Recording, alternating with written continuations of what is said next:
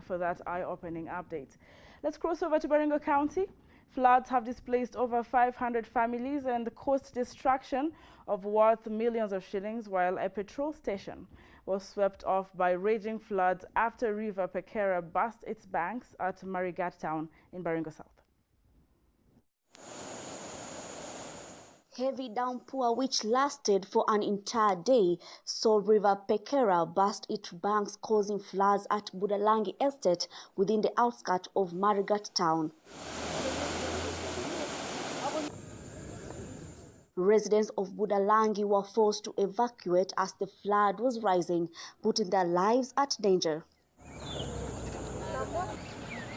Meanwhile, a petrol station was swept off with underground fuel storage tanks flooded before it submerged. One resident, Monica Auma, says the floods have caused her valuable properties.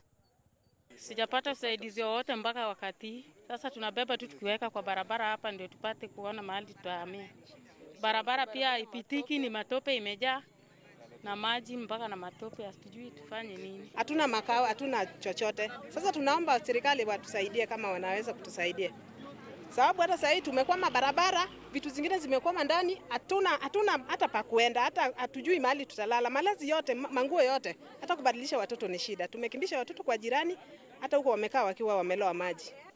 Baringo County was one of the 13 counties hit hard by drought in April and May this year, with the local government seeking help to deliver both food and tanks of water.